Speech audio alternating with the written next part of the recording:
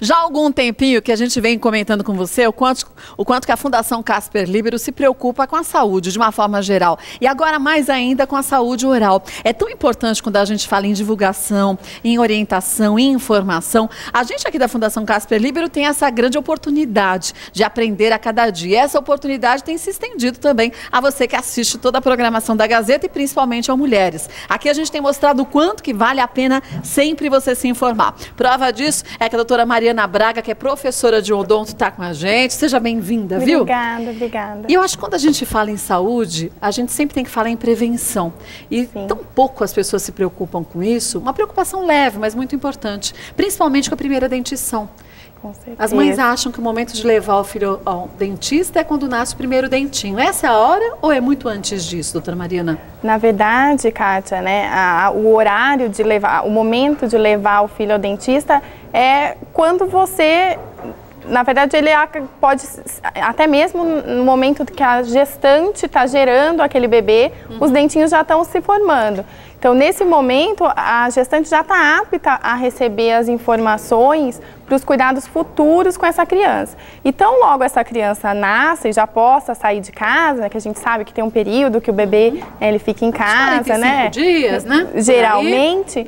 Então, tão logo ele possa sair de casa, ele já pode ser levado ao dentista, na verdade. Mesmo que ele ainda não tenha dentes, todo mundo espera virem os primeiros dentes para receber essas primeiras orientações. E, na verdade, elas podem ser, né, recebidas mesmo antes do neném nascer. E o que seria o ideal? Porque aí a mamãe já saberia como se alimentar, porque é através da alimentação da mãe que a gente tem toda a formação do bebê, do feto, e principalmente a formação óssea, né? Isso, todos os dentes, na verdade, começam a ser formados, os dentes de leite, né, que são os dentes decíduos, eles começam a ser formados na vida intrauterina. Então, os dentinhos da criança, eles estão se formando no momento em que a gestante está gerando esse bebê. Então, essas orientações, além de serem importantes para esses dentes que estão se formando, também vão ser as orientações que ela vai aplicar nos primeiros dias, primeiros meses de vida desse bebê. E nesse primeiro dia, já é importante acostumar a criança com a higienização mesmo, depois da mamada, né? Então, esse é um fato bastante polêmico até, né? Alguns dentistas falam limpa, outros não limpam. E por que não limpar? Então, na verdade, a questão de não limpar é uma coisa que não tem evidência científica na literatura. Limpa ou não limpa? O que nós sabemos é que o fato de limpar excessivamente a cavidade bucal desse bebê antes de ter dentes, né? Eu enfatizo bastante, antes de ter dentes, porque vão sendo removidas imunoglobulinas, que são fatores de proteção para esse bebê, né? Então não tem a necessidade, afinal a cárie ela só vem depois que tem o primeiro dente. Então, quando tem o primeiro dentinho, mesmo sendo um só, aí sim é importante escovar. Mas se a mãe colocar como hábito na sua vida, não digo sempre fazer higiene toda mamada, mas para a criança acostumar com a mãe colocando o dedo com a gaze ou com um dedal de limpeza, a criança vai aceitar depois, quando o primeiro dentinho começa a nascer, com mais naturalidade, né? Isso é uma coisa que alguns odontopediatras até recomendam, né? Por exemplo, no momento do banho, você pode dar a escovinha e fazer esse momento de limpeza para a criança acostumar, realmente. Não pelo fato de limpar em si, que muitas mães ficam preocupadas. Pelo costume mesmo, né? Pela criação do hábito. Que a gente sabe que os hábitos saudáveis, quanto antes forem instaurados na vida da criança, melhor é. E a gente não pode esquecer o quanto que muitas mães também, depois que os dentinhos começam a aparecer na boca da criança, acabam mudando a alimentação, deixam de dar só o leite materno e começam com as mamadeiras, principalmente as engrossadas. E aí que a gente vê uma série de crianças tão novinhas, com 2 anos, né, isso, com cáries de mamadeira, que são cáries bem severas, né? Isso.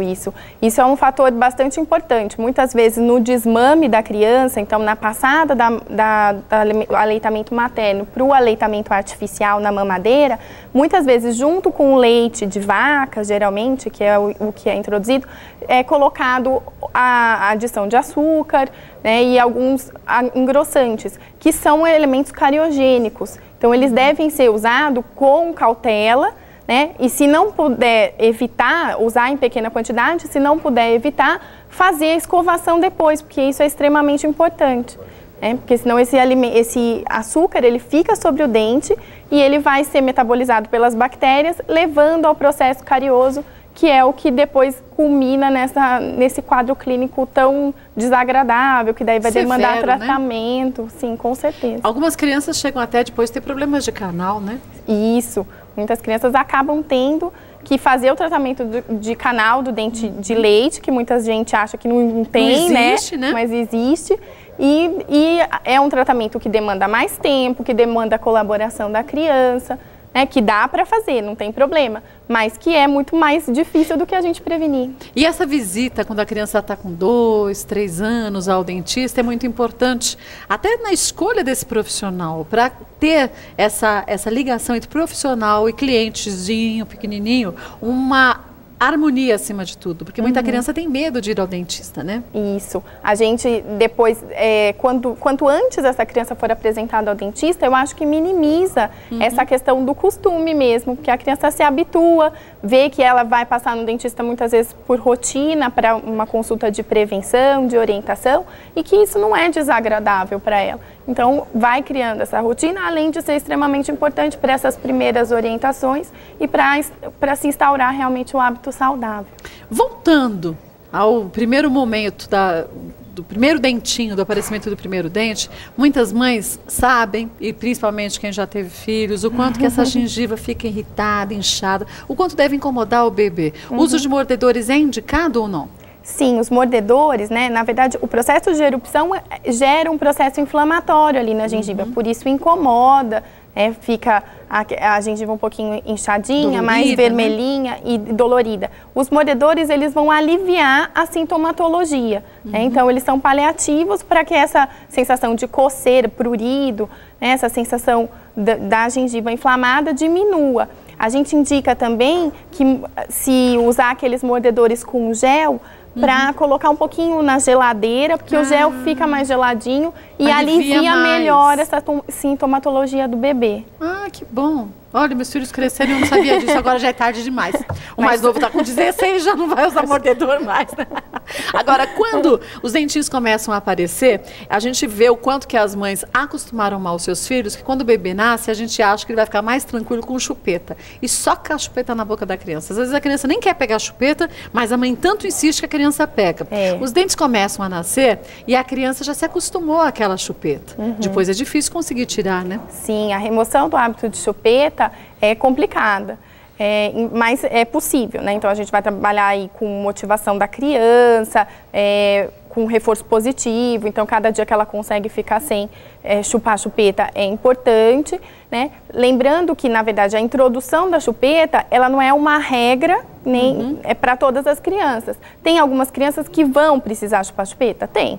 Mas tem aquelas crianças que não. Então, essa regra que a gente recebe lá dos nossos pais, né? Eu sei que na minha casa é assim, de que tem que comprar lá no enxovalzinho a chupeta. É bom ter. Mas tem crianças que vão satisfazer a sucção simplesmente no peito da mãe. Tem crianças que, além do peito, precisam da chupeta, né? E principalmente aquelas crianças que fazem a amamentação no peito e na mamadeira, elas vão precisar, via de regra, um pouco mais.